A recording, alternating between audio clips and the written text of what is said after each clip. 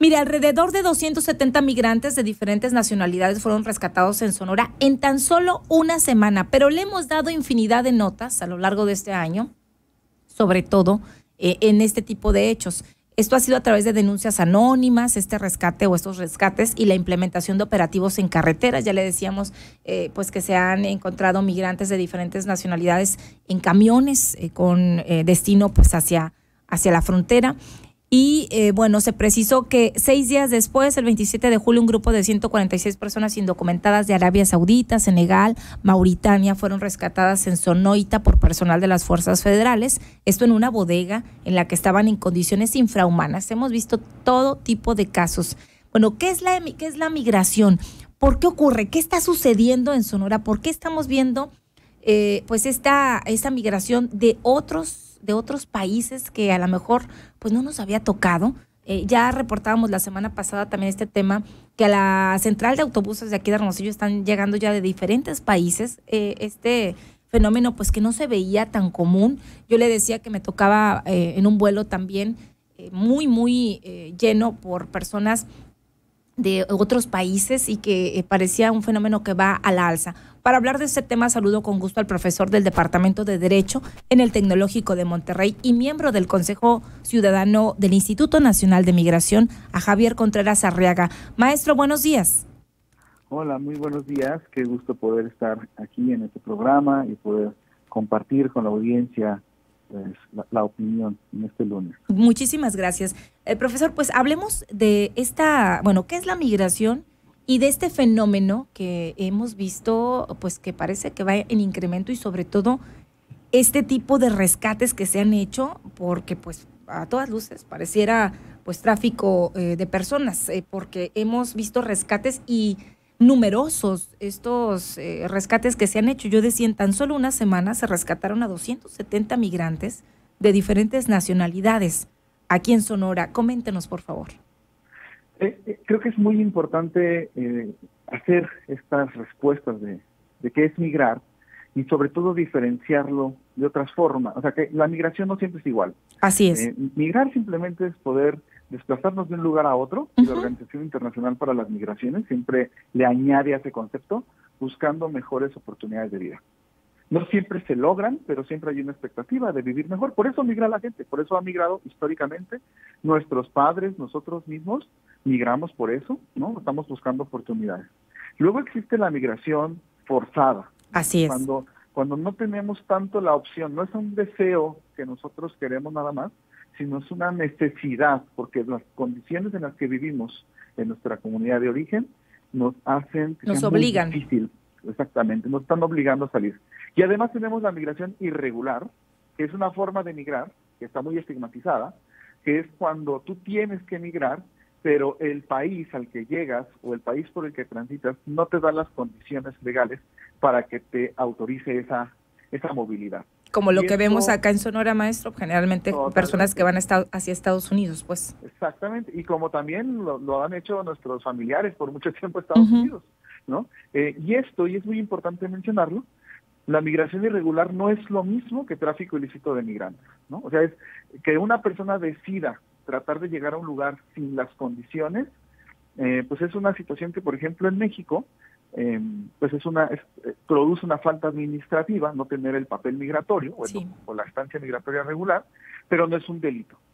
Y el tráfico ilícito de migrantes sí es un delito, pero es muy importante decir esto, el delito no lo comete quien contrata los servicios, sino la persona que los ofrece. O sea, el traficante, pues. Exactamente, el traficante. Eres el delincuente. Ajá. ¿No?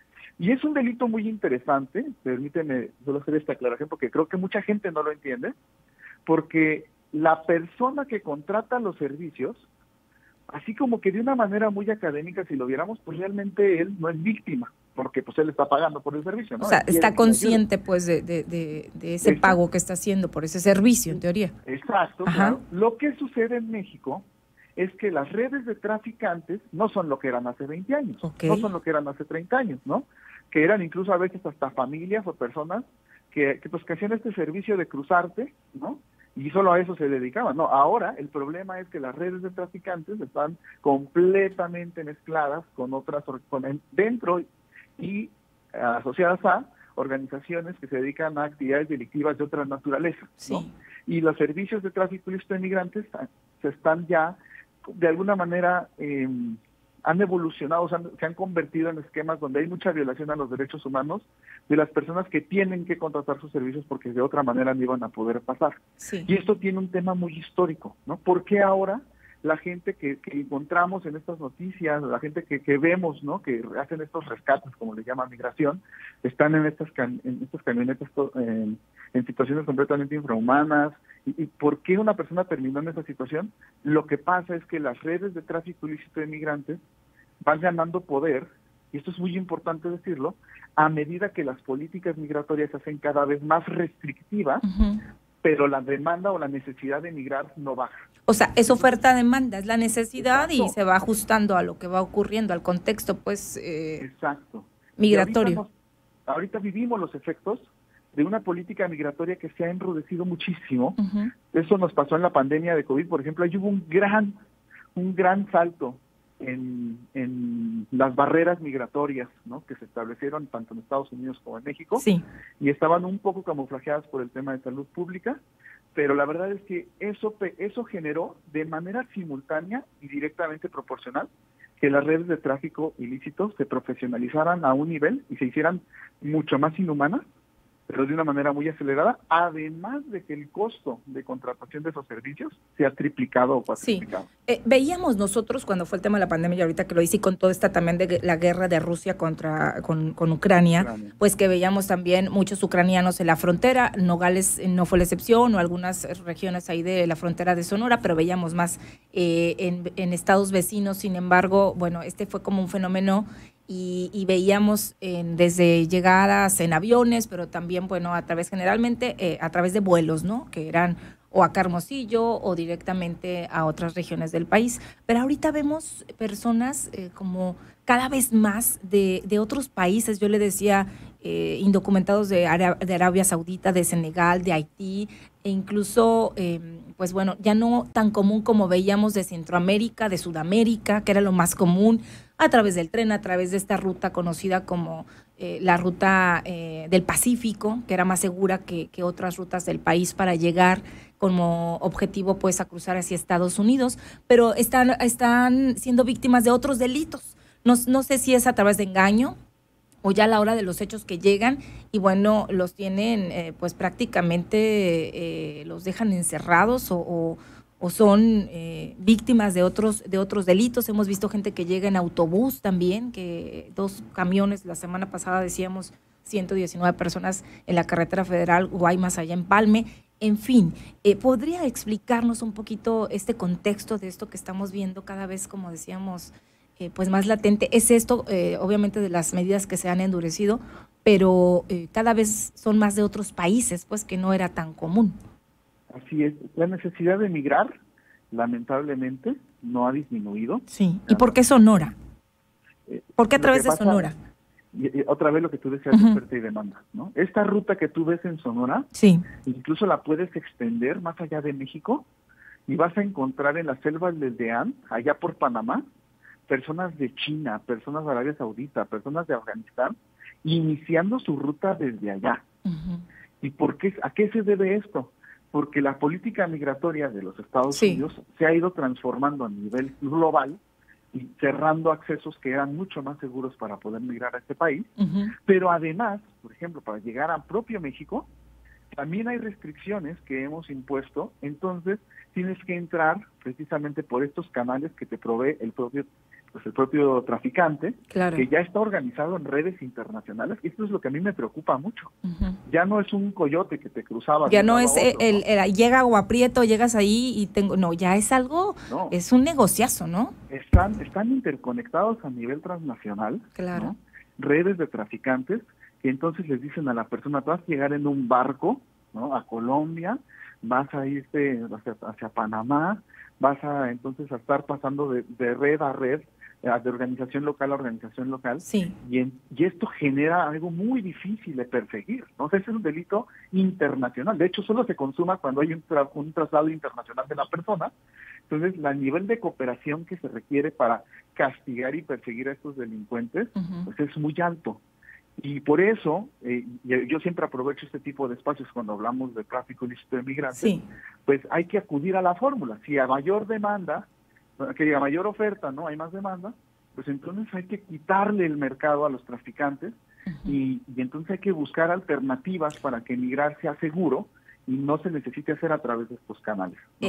Porque de verdad el crimen organizado en este supuesto ha avanzado, o sea, tiene una tecnología que da miedo, ¿no? Sí. Y además, digo, por un lado esta tecnología que parece casi militar, pero por otro lado también las tecnologías de uso cotidiano, como el TikTok, como las redes sociales, que le permiten conectar con la gente de una manera rapidísima, ¿no? Y si uno se mete a TikTok puede encontrar ahí como muy descaradamente, ¿no? Formas de contactarse con estas redes. Entonces sí es un tema muy delicado. Y la otra cosa es, dicen siempre que los rescatan, ¿no? Y es algo que yo en el Consejo Ciudadano me genera mucho ruido, porque les digo, los rescatas es porque te diste cuenta que eran víctimas. Ok, sí. Bueno, entonces, ¿qué hiciste con ellos? Y la verdad es que la medida en México está siendo la devolución. O sea, ¿qué está pasando? Cuando los encuentran, los regresan a sus países de origen o de dónde? En la gran mayoría de los casos. De hecho, Sonora tiene un porcentaje altísimo de devoluciones.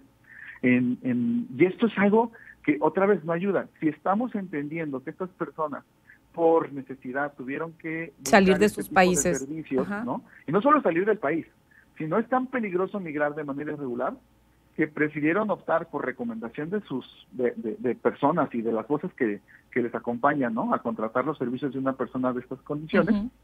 Y entonces se convirtieron en víctimas de sus engaños. Entonces, cuando los rescatamos, si sí vamos a usar esa palabra, pues hagamos algo para rescatarlos, ¿no? Y no para regresarlos. Es devolverlos a sus países, donde solamente estamos fomentando que otra vez vuelvan a pagar. Acabamos de reafirmarles que efectivamente solo con ayuda del crimen organizado van a poder cruzar este país que no los quiere y que va a hacer todo lo posible por regresarlos. Y esto, pues me parece que es como un círculo vicioso que tenemos que cambiar. Sí, eso queda de manera clara, pues, y obviamente el objetivo es llegar hacia Estados Unidos, es lo que comprendemos, a la frontera de México para ingresar a Estados Unidos. O si no, y esto también es muy importante plantearlo, ¿no? Entonces, construir una alternativa real de que se puede generar un cambio de vida, a lo mejor no en los Estados Unidos, ¿no? Sino también en nuestro país, en México, donde sí hay mucha necesidad también, eso es algo que lo ha dicho las cámaras industriales, las cámaras de empresarios, hay mucha necesidad de contratación de personal, ¿no? Se habla mucho de buscar generar opciones de desarrollo, pero no se han podido aterrizar estas medidas. ¿Por qué? Porque está desconectado, ¿no? El brazo migratorio que se dedica más a devolver y una necesidad económica que no se ve atendida. Y bueno, ¿de qué países usted nos podría enlistar o que ha estudiado este fenómeno se están teniendo registros y que antes pues era muy difícil que fuera a través de Sonora? Bueno, te voy a decir una cosa. Hace unos 3 años era como muy fácil ir marcando los cambios, las fluctuaciones en los flujos migratorios. Ahora en mi consejo me doy cuenta que esto está cambiando radicalmente. O sea, cada sesión que tenemos nos están reportando flujos nuevos, ¿no?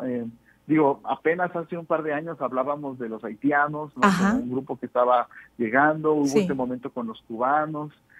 O venezolanos. Por ejemplo, la comunidad venezolana que migraba de otra manera, ¿no? Tenía otras alternativas para llegar a Estados Unidos, con todo lo que ha cambiado, con la política mexicana y también la de los propios Estados Unidos, pues ahora entonces están optando por este tipo de esquemas también, pero vemos poblaciones de distintos países africanos que también están buscando estos servicios. Eso ha ido en aumento, algunos países del continente asiático, y creo que no nos ha faltado ese ojo crítico para entender no solamente que mira, aparece gente de distintas culturas, no es por qué, cómo llegó esa oferta de servicio hasta esos países, ¿no? Sí, ¿y cómo se dio?